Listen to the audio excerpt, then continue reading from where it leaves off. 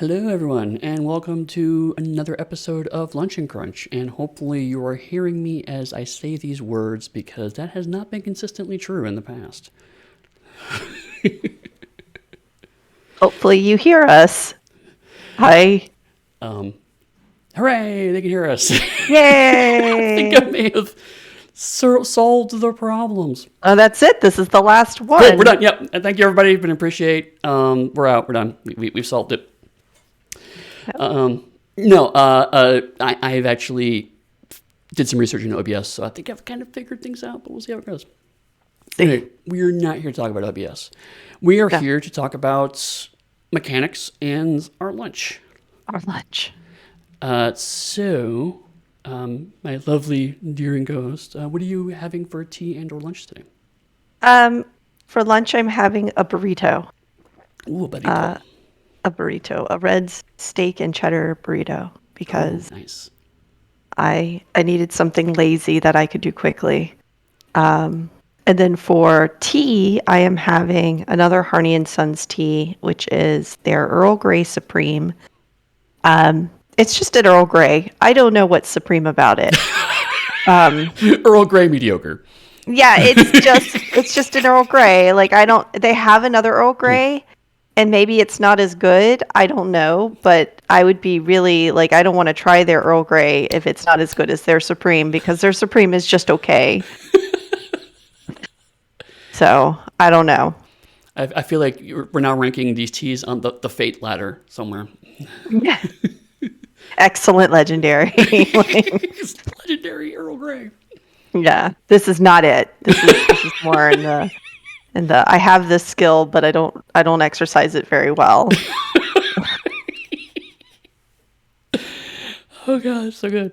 What are you having? I'm also being kind of lazy, so I just had one of my slightly upscale instant ramens. This one is the spicy soy instant ramen, which is both spicy and soy, so checked all those boxes off. Yeah, yum. And for my tea, I'm having this golden oolong tea that I found online. I just don't know who the company is. I just kind of found it at random online because I was like, I haven't had oolong tea in forever, and then I got some, and it's great. Because specifically, I've been craving that sushi restaurant oolong, you know? Oh, yeah, I understand. And so I actually shopped around at some restaurant retailer shops, see if I could find some. And I think I got one that's like that because it's also it's a giant half-pound bag of oolong, way more oolong than I'll probably ever need to drink. Very nice. But it's perfect. Oh, hey, and someone in chat just said sushi. So see, there we go. Hooray. Yay.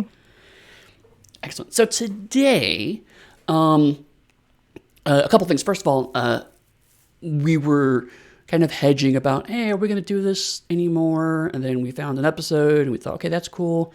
I just want to say that Danielle and I actually had a chat. We actually have several episode ideas now. So we're probably doing this for a good while now. So we're not in immediate danger of suddenly stopping, even though we do have fixed all the audio. But despite that, we're actually going to plow ahead. But today we kind of want to talk about system knowledge specifically. Basically, this is the idea of how much knowledge you need to have when you work on a project, how much knowledge you should have, and where those lines kind of blur and intersect. Because it's actually a pretty complicated topic. It's not as easy as some people kind of make it out to be. And I know this kind of started, Danielle, with you kind of us jointly ranting, but you started the rant about the need for some projects to say you must be a fan of this before you can work on it.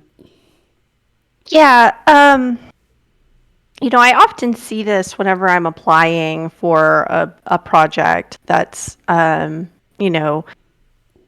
I see it a lot in D&D spaces, and I'm not putting a knock on D&D specifically because I see it in other spaces as well, but I see it a lot in the D&D spaces where, I have applied to several different D&D projects and I have been pushed out, well, not pushed out, but I've been overlooked for those positions for someone who's more familiar with having written for D&D or having done system work for D&D or, whatever else. And for a system that claims very hard that it's super easy to learn and super easy to do and can do everything, the need for someone to have a system mastery over that to be able to write for it feels a little weird. Right. But I see a lot of people saying, "Oh, well, I need you to have worked on this, or I need you to have done this before I'll hire you." And it's frustrating to me because I have a laundry list, like a larger than a laundry list, a dry cleaning list, a CVS receipt. I don't know of credits in which I, not just all for the same system, in which most of the time I'm sorry, my cat is just going to town on the. I did hear kind of a click, click, click, click, click. Yeah. But it's a little frustrating because as a freelancer, I am capable of doing research for whatever project I am going to be doing work on, even if I've never encountered that project before, even if I don't know what it is. If I read it and it excites me, then I will be able to write for it. And so some of this spawned out of a little bit of my frustration like I said, it's not just D&D, there was some, I remember thinking about applying for Conan, and the Modifius definitely believes in you need to have read all the books and watched all the movies and know everything about Conan to be able to write for Conan. Right. And I don't agree with that, but that's their stance. And so I am not writing on Conan because I have not read all the books. Right. But you can. And I'm not going to. But I mean, and I think it's an interesting dichotomy. First of all, it's not just in tabletop RPG space. I did apply for a job working on a franchise that, let's just call it Halo, because it was. And they said you must be deeply knowledgeable about every single Halo game before you can apply for this. And I actually called back. I was like, can you explain to me what you mean by deeply here? Because that seems to be the word I'm tripping up on. Because I am passingly familiar with nearly every Halo game. I've played a little bit here and there. But I'm not sure what you mean by deeply. And they're like, we want, you've played easily like 30, 40 hours of each of those games. And I did the math, and it was like 200 hours of gaming just to apply. Now, this was granted almost 10 years ago. So, I mean, I have no idea if things changed. They probably have, for all I know. But at the time, I was more hours of gaming. That's how it's changed. Right. Yeah. There's even more Halo games now, so figure that out. But I mean, so it's, on the one hand, it's understandable, right? If you're working on a product that has an established body of work, having someone come in who's familiar with that body of work seems like a very easy solution. So we'll just hire people who are fans of this property, and being able to kind of come in and write for it seems like it's a good hiring decision to make. But it's not always the case. So I'm going to kind of make a distinction here for lexicon purposes. Fans are just people who are knowledgeable of and enjoy a particular body of work. I'm going to use the term uber fan for someone who is strong, in-depth knowledge of something to the point where they are reluctant to make changes. They like the property, they're a huge thing of it, and they may argue and complain about small details of it, but generally speaking, they want the thing to exist the way they love it. And there's no easy way to make a distinction between those two, but Uber fans can actually cause problems, because if you hire someone to come in to work on your property, they may not want to make the changes that are needed to adapt that property, whether it's adapting it from, say, a book series to a tabletop role-playing game, or modernizing a franchise that's maybe 100 years old. Sometimes you need to make changes to make the best product you can, and it's very possible that Uber fans are not going to be the right people to make those changes. So it can be really challenging to bring somebody in who's deeply knowledgeable about a property because they may not be able to see the forest for the trees, right? Right. And one of the things that I find truthful or, frustrating is that, even being a fan of something is a spectrum. Mm-hmm. You don't, and there's a level of gatekeeping that happens on what is fandom, and it happens from these companies. What level of I am passingly familiar with Halo, I've played some of the games, I'm familiar with the story, I'm familiar with the gameplay. Do I need to have played 30 hours of every single game to still be a fan? Right. And the answer to that, in my opinion, is no.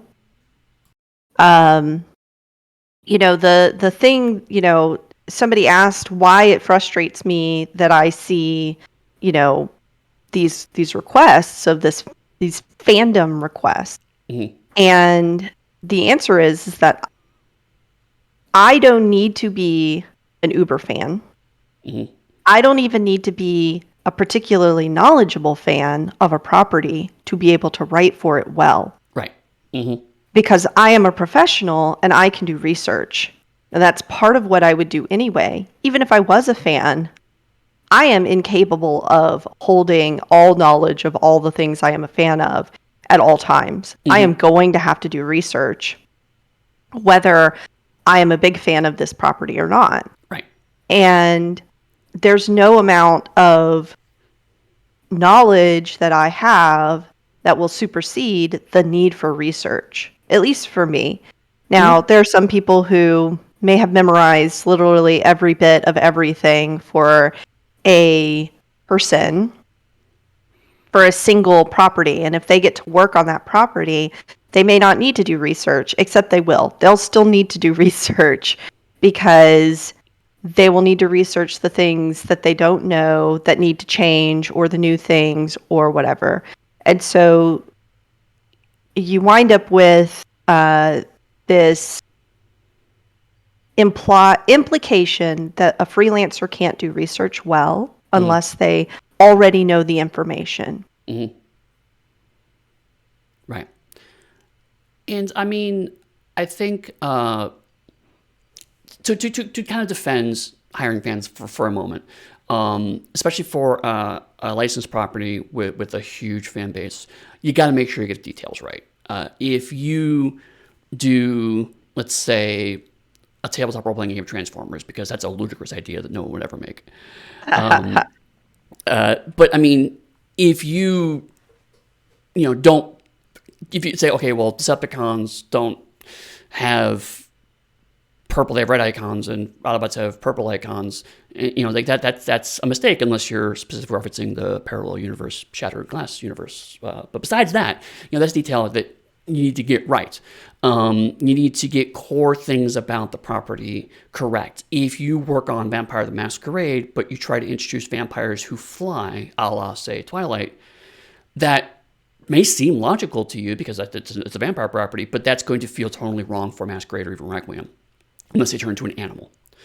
Right. So it is good to make sure you get details right. But on the flip side, if you're a fan, you could end up becoming blind to details. You could miss details in the same way that someone who's not a fan might miss details. So, for example, Aberrant. There have been a couple of writers, I'm not naming any names because it's an understandable mistake. We'll say, hey, we're thinking of bringing these characters in from first edition to second edition, and they may not be reading through the changes we've made to the setting in second edition. And so they start just bringing in characters whole cloth first edition that don't fit anymore where the game is going. So they're huge fans of the original game, Aberrants. They want to recreate that experience, not realizing that we're not recreating that identically. We're doing a distinct take on that first edition material to modernize and update it. In fact, all of the Trinity games that have previous editions out have some form of this. Like with Adventure, I know you push the timeline ahead 10 years. So it's now we have to deal with the world in the 1930s as opposed to 1920s. That's going to naturally change the focus of things. So sometimes, even being a fan, you could still miss those key details to help sell a game. So I would argue that fandom or not fandom is not the binary we're looking at. It's attention to detail versus not attention to detail. Yeah, and I think if somebody comes to me off a project and they've never worked on any project ever before, I would want to see a writing sample. And I might want to see a writing sample within the world they're applying for. Mm-hmm. And just to be able to see if they can catch those details, if they understand the property well enough to write a sample. Mm-hmm. I might ask that for anybody. I might ask that for anybody who's never worked on the property that I know about before, right? Mm-hmm. I might ask someone who famously is, a freelancer who's done a bunch of work for a bunch of different groups. I may still ask them for a writing sample for a property that I'm unsure that they've worked on before, mm-hmm. or that I know they haven't worked on before, just to see. But that's different from just saying, well, you haven't worked on this before, so you can't work on this now. Or you told me you're unfamiliar with this completely. Let me tell you that I never played Trinity Continuum in any of its forms for first edition. Mm-hmm. Yeah. I played a little bit of Aberrant, and that was about it. But I can read a book. And I am a fan of it now that I've read it. Mm-hmm. But it is one of those things where it's one of those things that if you take only from the people who already know about the property, you're cutting out people who might have good creative ideas outside of the box. Mm-hmm. And you're keeping your box very small and very insular. Right. I know we've talked about this on the Pathcasts, but I'll talk for my colleague Dixie Cochran for a moment. When she came on board as the lead for Exalted Essence, or one of the leads for Exalted Essence, she didn't know much about Exalted. And so she did make sure she had some people who were very knowledgeable about Exalted around her to help her out. But one of the things she would constantly stress throughout the process is, do we need this? How important is this to the game experience? And sometimes the team would come back and say, no, this is actually pretty clearly vital, and here's how we can explain that. And okay, cool, then we're going to keep that. And other times it would be, actually, now that we talk about it, it's either an edge case or I want it here because I love it. And that's usually not a strong enough reason to kind of keep it around. So having that less knowledgeable voice being able to say, but do we need this? Why do we have this? Balanced with the people who are deeply comfortable with that material, ended up, I think, making a better product, is because then you can have that push and pull, and you can distill it down to what's really kind of key and core. And also, Travis mentioned in chat, which is a great comment, was, quote, in my experience, there's great danger in believing you know the lore or mechanics. Cross-reference and double-check, research is your friend, end quote. And I think that's really true, because even if you think you're knowledgeable about it, double-checking that information because there might be a nuance you've forgotten, or when you're reading it as someone who loves material versus reading it because of you have to engage with material. I saw someone online, they were talking about critical discourse, slightly different topic, but they used a phrase that actually stuck in my head, which is reading like a prosecutor. And I think on some levels, there's some value in that, is reading the material specifically to challenge it and engage with it to make sure that it's doing what it needs to do. And that's a different style of reading than just, oh, this is cool and I love this, oh, I can just throw that out, I can just skip this part. But when you're writing for it, you can't just throw stuff out unless you have an explicit conversation of, okay, can we just retcon or ditch this. And sometimes that's the answer, right? Like, there's certainly been stuff in our games where it's like, yeah, that didn't age well since 94, so we're just going to skip right over that, move along.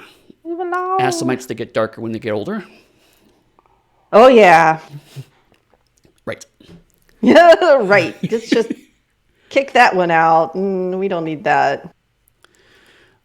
So, I guess talk about actually researching. You and I both mentioned research. How do you research for a project you've been hired on where you aren't that deeply knowledgeable?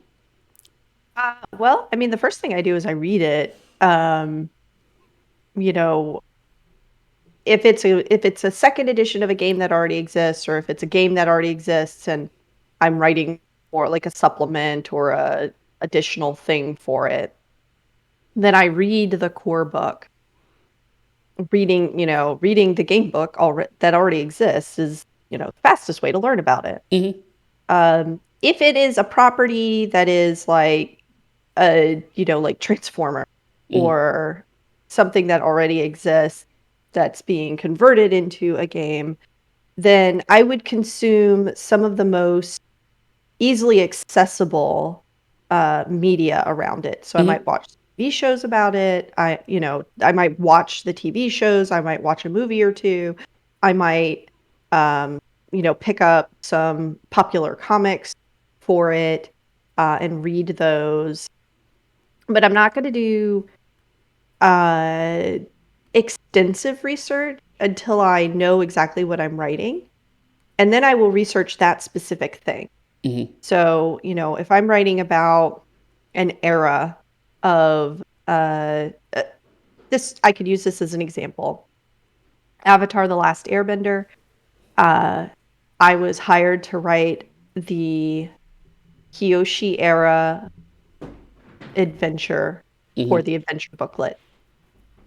And I've watched all of Avatar. But I had not read the Kyoshi era book. And so I went and I read those books. It helped me inform that era because the TV show doesn't go through those eras. But but there are some books that do. And so having prior knowledge of having watched the TV series helped me very little. Right. For the Kyoshi era. And so I read books about it. And then there are some comics, and I also went to the Wikipedia that has a lot of information that from the books kind of condensed down into synopses. And so after reading books, I use the Wikipedia to supplement my reading for other people's takes or to remind myself of things that happened in the book or specific names, things like that. So it took me a couple of hours to read the books. They're very short. They're very well written. So they didn't take very much time to read. And that's it. That's how I did my research.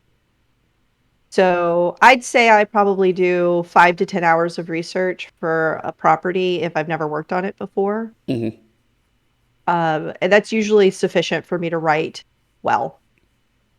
Yeah. That's pretty close to my own process. If there's like a huge rulebook that I have to reference, honestly, I will probably read just like the introductory chapter, the core rules, and then whatever sections are relevant to the part I'm writing. And then as I run into areas of material that I need to engage with, I'll go back and read additional sections as they come up. Sometimes you need to have a more holistic view. Like, for example, one project I was hired on, I was specifically hired to write here's how to play the game chapter. It's like, well, I basically have to read everything now because I need to take everything and get it down to 10,000 words.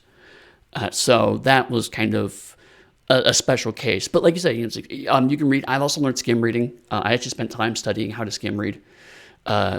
Because reading every single word is just not necessary most of the time, but being able to look at it and recognize that, okay, this looks like it's probably an important section, so you can slow down and read that section and speed back up and kind of just skim through the rest so you can get a sense of where everything's going. That's a very valuable skill to cultivate if you can. And you mentioned like looking at TV shows and comics, and these days, honestly, with so many streaming services, it's trivially easy to find a show and stream it. But for books and comics, there's also libraries are a great resource. Not only going to library picking up a book, but nearly every library now has some kind of digital program, so you can use your library card to sign up for. You can download ebooks and comics, and there's actually a lot of comics now that are on those services, so you can get like a trade or two of a relevant property and read it. And also, if there are tonally compatible products, like some people mentioned, like the inspiration list we put together for Onyx Path games. Usually, that's from our research. As developers or as writers, it's I saw this show and it reminded me of Anima. I saw this show and it reminded me of Adventure, Avatar, whatever. And that's also useful as kind of a background swim for me. Like, but as I'm working on a project, I'm taking a break or I'm done for the day, I'll throw on an episode of a related show to kind of keep my head in that space. Yep. And then, that's a cool idea. How can I take that and turn it into something that would fit into the world I'm working on here now? Yeah, absolutely. If I'm working on a property that's like, this is a brand new game, we've never, there's nothing to research because Right. It's not a media property. It's not, it's not a second edition. It's a first edition. Or it's a new thing. Like when I was working on Scion Dragon, I consumed a lot of media that was related. And when I made the inspiration list, I was like, where can I find good stories about dragons? Mm-hmm. That's hard. It's Yeah. hard to do because it's not just a game about playing dragons or the children of dragons. It's also a game about playing super spies. And so I Right. was watching, like the Bourne movies, but I was also watching some, Bollywood movies about dragons or, Korean dragon movies or, just whatever I could get my hands on that wasn't a Western movie about a dragon. Right.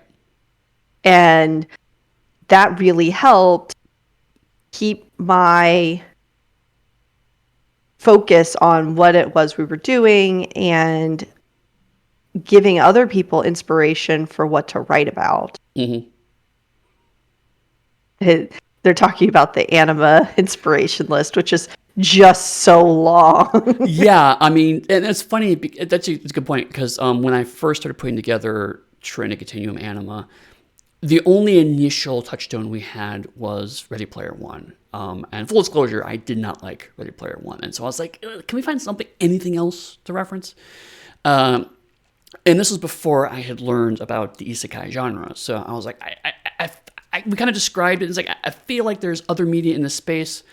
And so initially, Ian and I chatted about it, and Ian immediately came up with like a decently large list. I was like, yeah, that's good. And then I started adding some literary cyberpunk things specifically because I preferred kind of the literary side of cyberpunk to some of the later interpretations of cyberpunk, particularly RPG interpretations. And then I threw it out to the team. I was like, I think it was a dozen inspirations. And I was like, if y'all have some suggestions, let me know. In my head going, if we get another 5 or 6, that'll be great.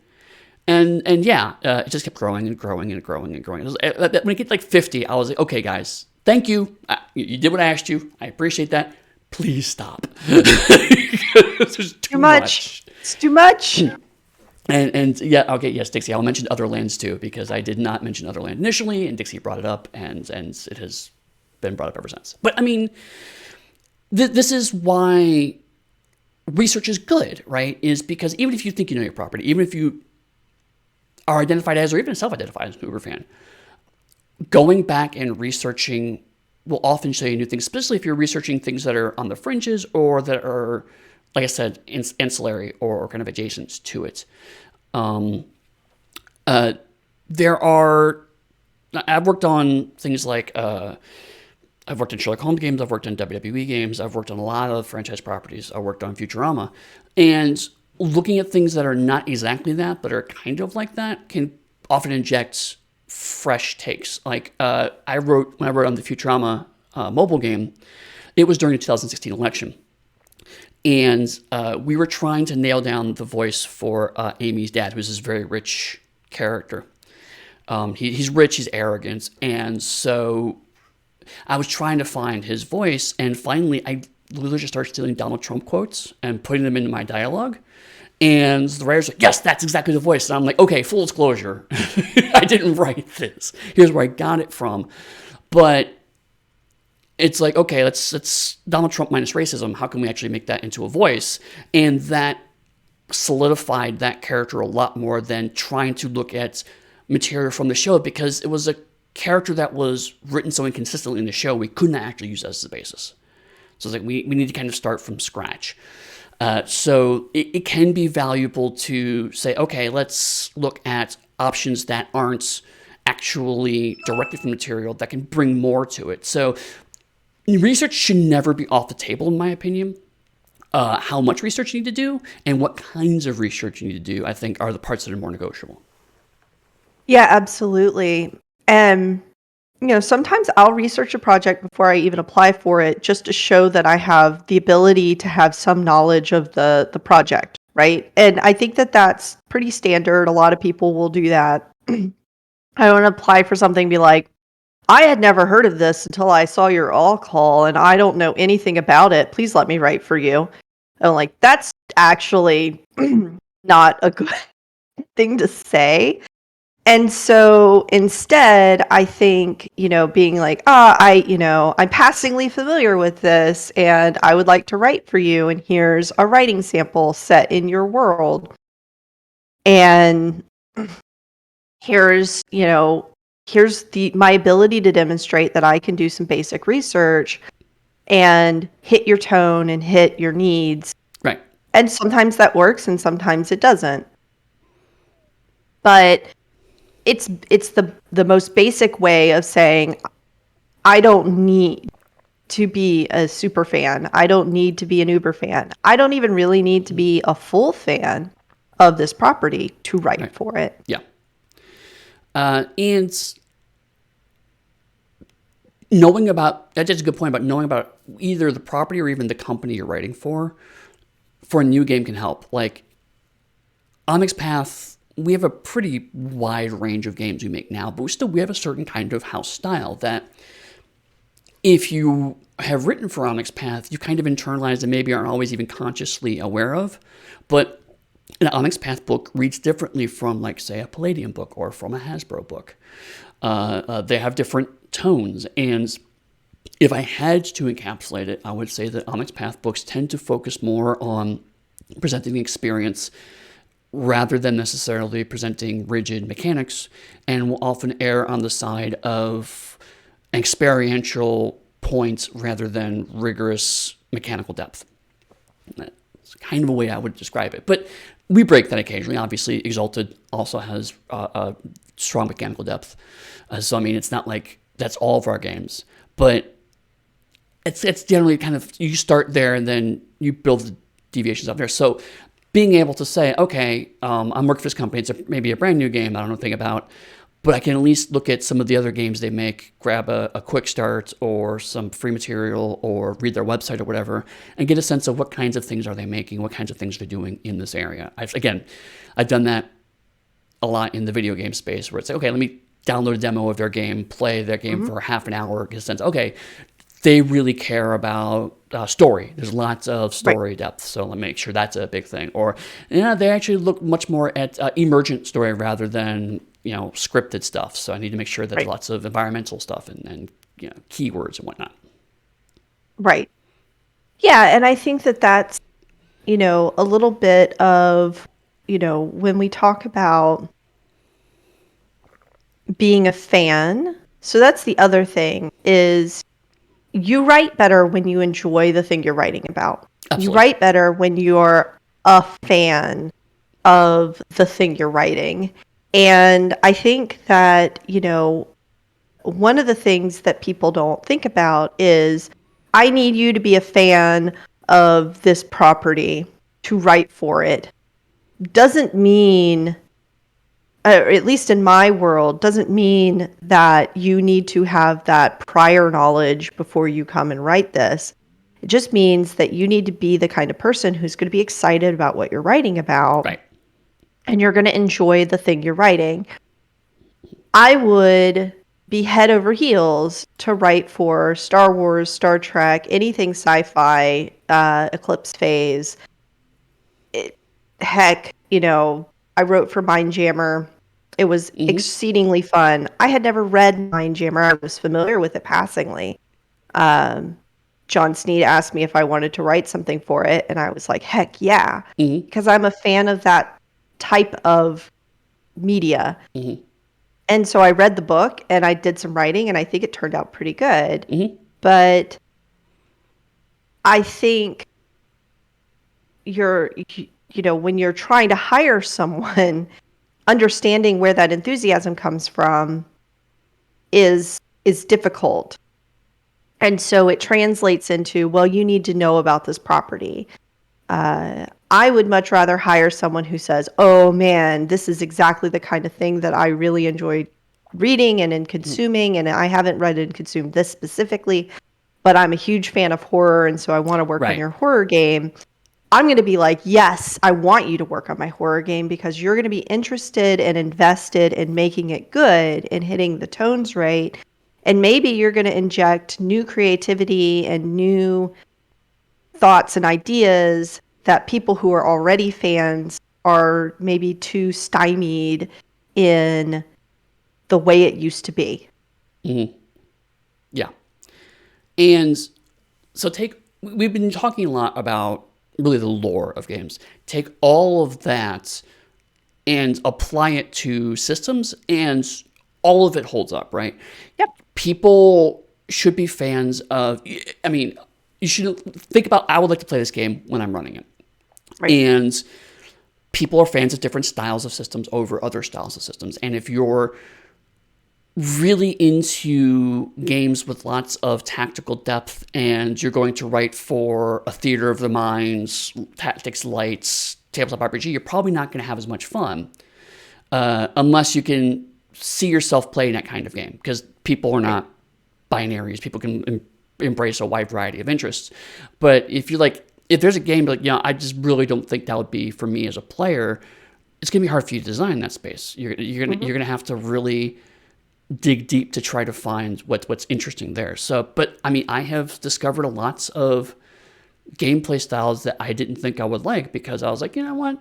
Let me see if I can try to fall in love with this. And that's really it. It's like, okay, I've committed to this, so I'm going to approach this like this is my favorite thing and try to do the best work I can. And oftentimes I find it's like, you know what? I never would have considered this, but now that I'm in it, this is actually really cool.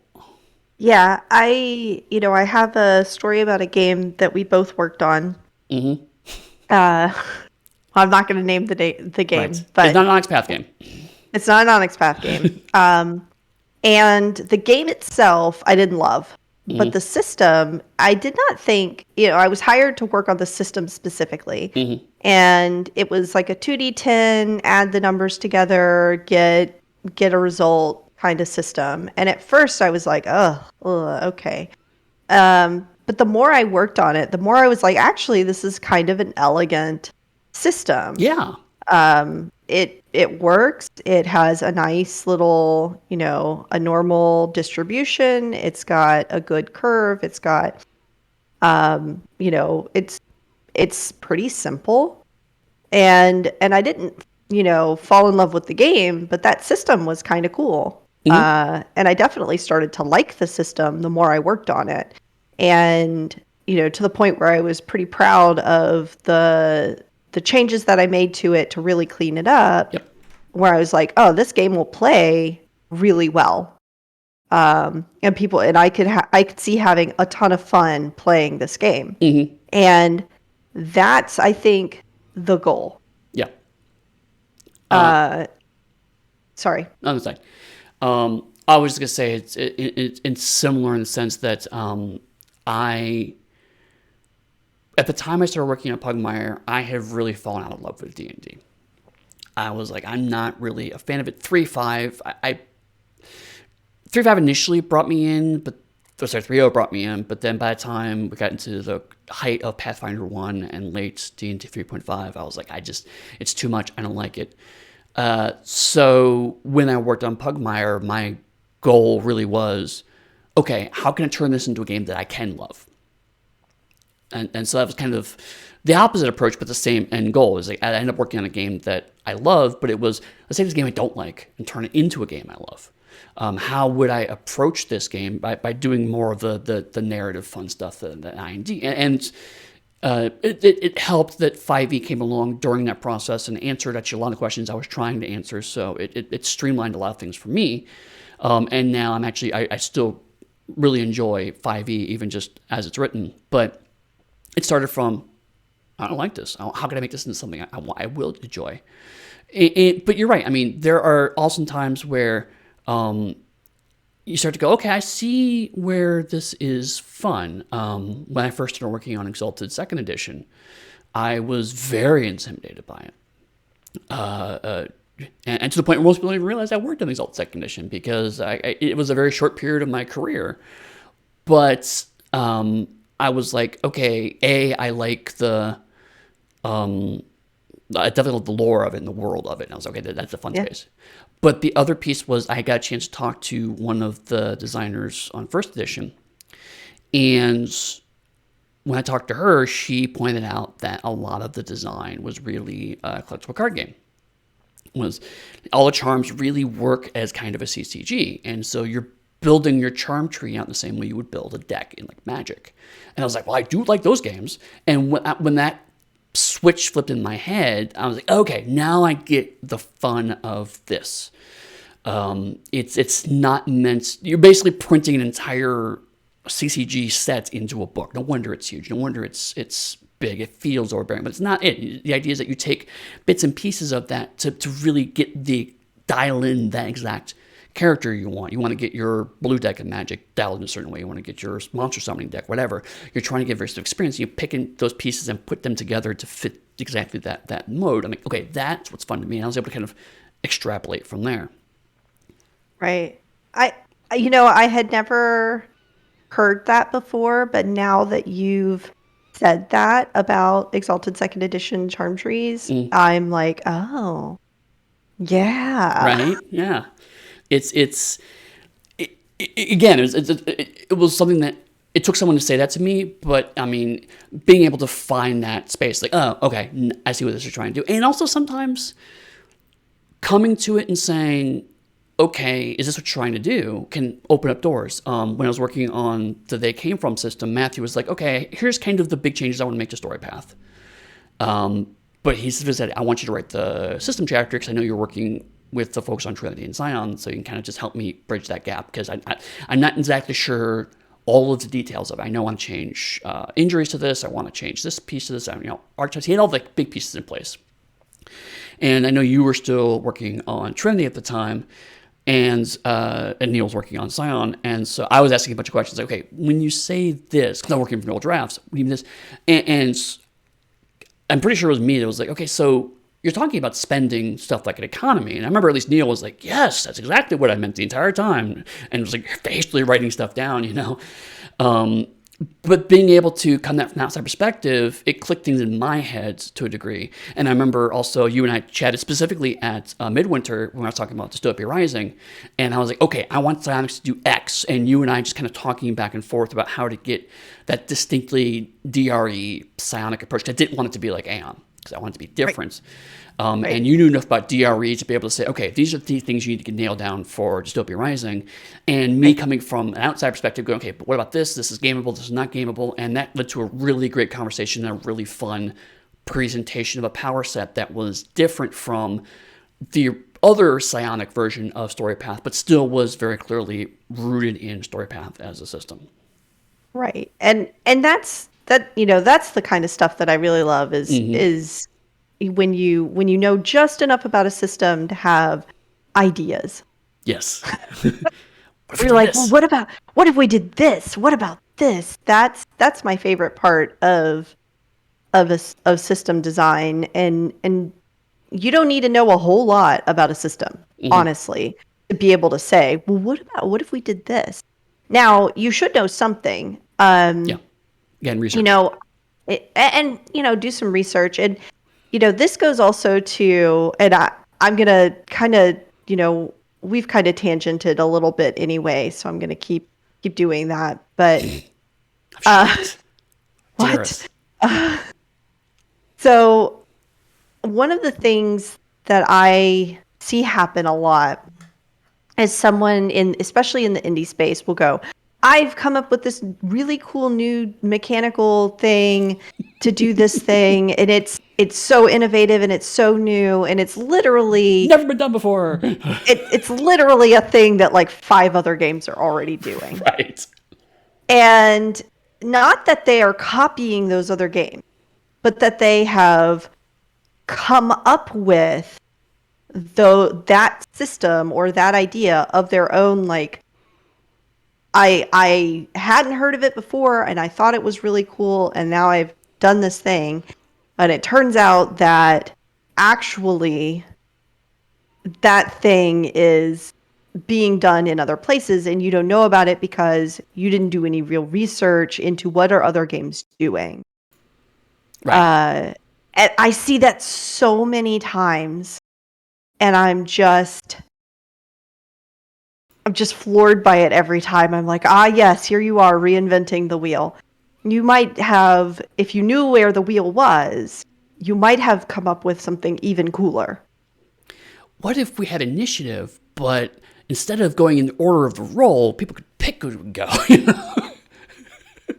I mean, I've seen like 2 or 3 people mind-blowing independently create Popcorn Initiative, and it's been like, whereas, like you said, like, when I did Pugmire, I did my research. It's like, this comes from Lenny Belcera, ultimately. Yeah.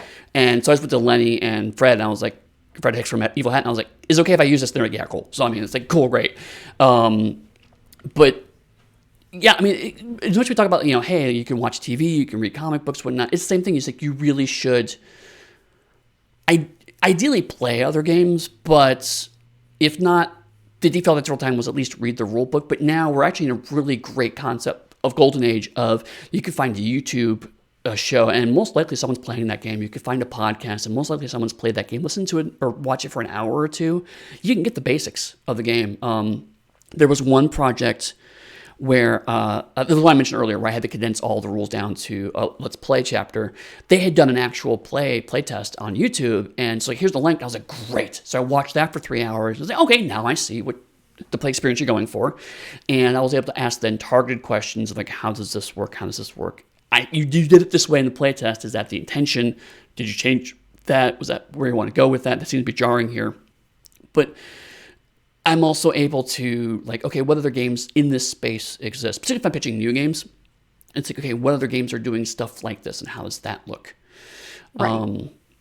But some people in the chat already said, like, my game doesn't have levels or classes. It's going to disrupt the industry. Unlike most RPGs, we don't have encumbrance. It's like these are all problems that, yes, you can solve them, but they have also previously been solved in the 40 years of game design we already have. Right. Yeah. And I mean, that's not a knock on coming up with ideas. No, not at all. But I feel like there are no new ideas. That's not true. But like truly new and innovative ideas are taking something that already exists. Like, okay, we're gonna, my game doesn't have classes or levels. Well, neither do 90% of the other games out there. Mm-hmm. Okay, so what does that mean? Right. Hello, 1979 era traveler, like to have a conversation with you.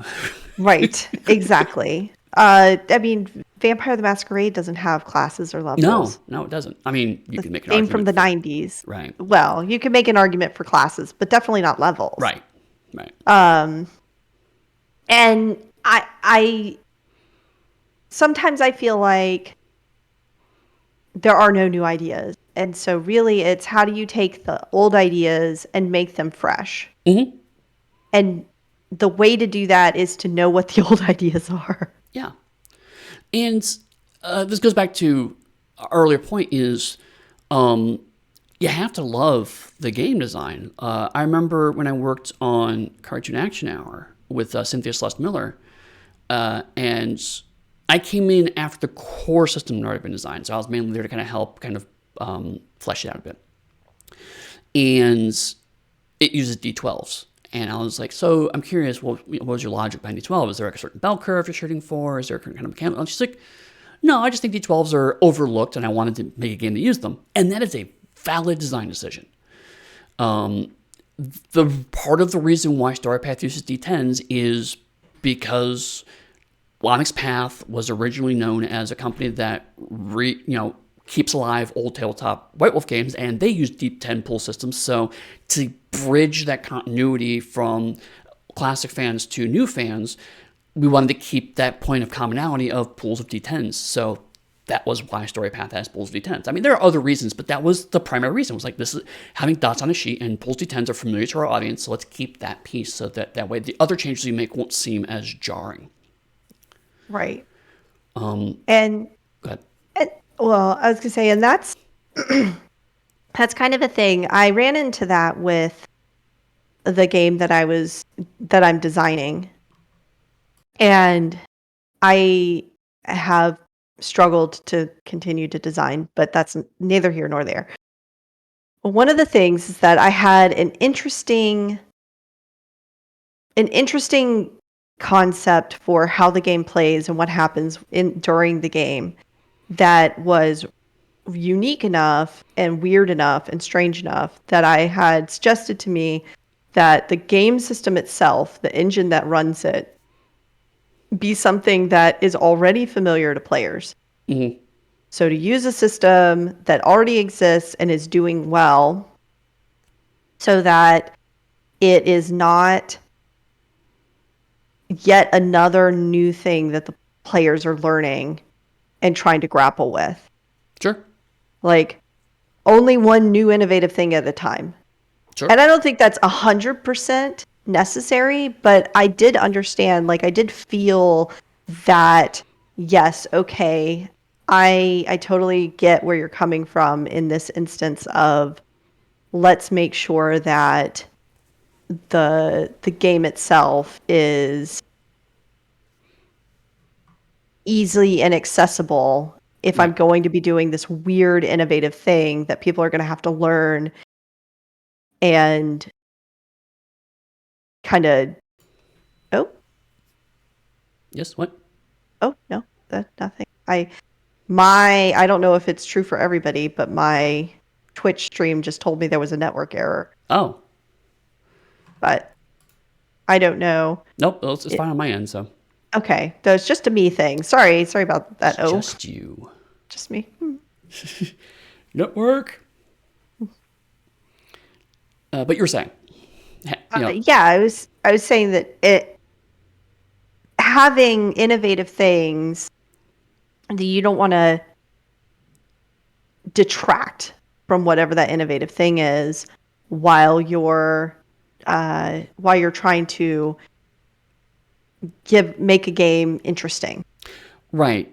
Know why you're making the innovative thing. Right. And actually, my go-to example for this is Dread, right? The idea of, I'm going to do a horror role-playing game that uses a Jenga tower for all resolution. And that is a wild premise, and certainly qualifies as innovative. But it's one of those things that when you first hear it, it's like, that seems like a gimmick. And that was certainly my first reaction to it. But when I actually played it, I realized that it works really well because the stress of trying to not knock the tower over actually maps pretty well to the stress of trying to survive a horror film. Right. And so the innovative thing was directly relating to the intended game experience. Right. So that's valuable. But you bring up a good point. And actually, we could do an entire episode on system universality and when you want to deviate from core expectations of tabletop role-playing games and when you don't, and traditional versus indie and all that stuff. And it's something that I think we have a plan for one of our episodes coming up. But at this point, recognizing that is a thing, And the more you deviate from core expectations to the role-playing games, the more work you have to do to get people to buy into those core concepts or those new concepts is a hill you have to climb. Right. So we do have about 5 minutes left. So if people have questions, feel free to toss them in the chat. Although it does seem like most people we're talking to are freelancers, so that's also cool. I mean, we're happy to answer your guys' questions too. It makes things easier when you do our work. But the one thing I did kind of want to touch on, since we do have a fair amount of freelancers here, is we've talked a lot about not only do you have to be a fan of this, you don't have to necessarily be a fan. You could do the research, and I mentioned that all this stuff applies to mechanics, and I think the same is true. It manifests usually as freelancers going, well, I'm not really a mechanics person, so I don't want to. I'm going to worry about how I work on this combat chapter. I'm going to worry about making charms or what have you. You can do the research. You can see how other games approach that material. You can try to emulate that, and you can learn how to do things better. What you're really saying is, I'm not confident in developing new mechanics in this space, and that's okay. That's fine, but it's on the same level as I'm not confident in writing strong dialogue in fiction. I'm not confident in presenting engaging materials for lore. These are all skills that can be learned, but it seems like there's this harder break around mechanics. And so definitely, you think about that. Is that is something you can overcome. You can say, I want to learn so I can move in space, or recognizing, okay, I've done the research, I've made the attempt, I've tried several times. It's just not a skill set I think I'm able to adapt to, and that's also fine. But just being nope, I don't know about this, so I'm just not going to bother. Give it a shot. Try the research. Look into it. Look at how other games do it, and suck at it for a while until you get pretty good at it, because that's every artistic endeavor ever. Absolutely. And, when I think about that specifically, I also come up with, I personally don't feel like I'm very good at fiction. I think it's my weakest element. And so therefore, every time somebody offers me fiction, I take it. Right. Because I want to get better at it. And so I want to practice it. And I feel like the only way, if you feel like, I can't do mechanics, I'm not very good at systems, do them more often, because your developer is going to help you get through it, and then you're going to get better at it as you do it more often. And so you may find that when I first started doing any kind of freelancing, I wasn't confident with mechanics, and I often messed them up. Yeah. But now I'm very confident with mechanics, and I enjoy writing them and enjoy system design. But it's something I had to learn. It's not something that I just started out with. Now I think I have a good head for systems and what makes a good rule, but I think that it's harder to just say, oh, well, I'm not a natural at this. So, no one is a natural 100%. They've fiddled with things. Like, even people who come in and they seem like, oh, well, my mechanics are really good, and they've never worked on mechanics before, but they probably have in their own time fiddled with mechanical design for a long time before they ever wrote a mechanic down. Yeah. Did you house rule a game? You've worked in mechanics. Yep. Exactly.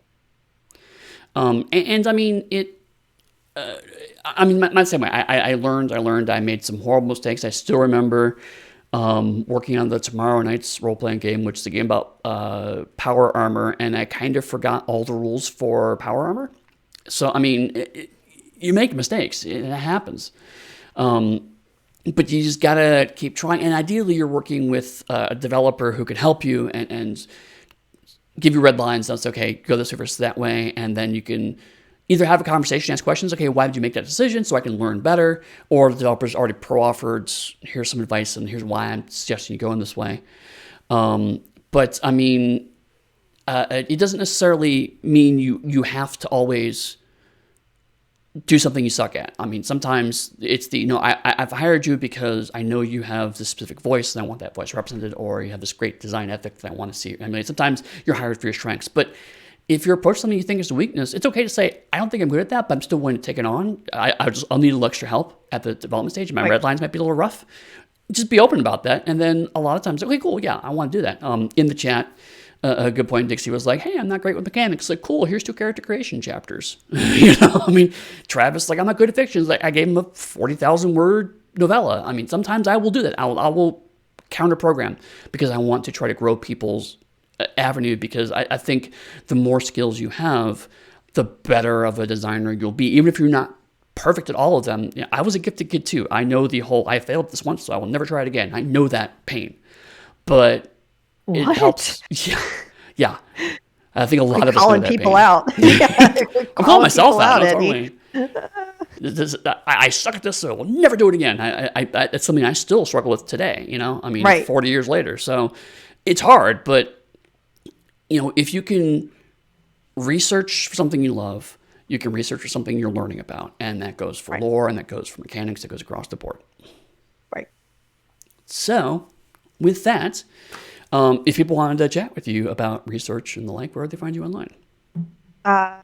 They can find me on the Onyx Path Discord, or they can find me online on Twitter at Impernius. Which I think is on our little thing. Yeah, yes, it sure is. Yeah, it's a little nameplate. Mm-hmm. Same, you can find me on Twitter at Pugsteady down below. You can find my website, which is pugsteady.com. You can find me on the Onyx Path Discord, usually just posting memes, but sometimes I'll actually give insightful commentary. Don't gamble on that, but sometimes I'm there. And in 2 weeks, we're going to talk about something a little crunchier than we did today. We're going to talk about kind of some basic statistics and kind of a sense of how you can eyeball mechanics even if you're not strong at math. So it's a little bit of art, a little bit of science in terms of how to balance mechanics out. So we'll see you all in 2 weeks to talk about that. Otherwise, catch everybody later. Bye. Bye.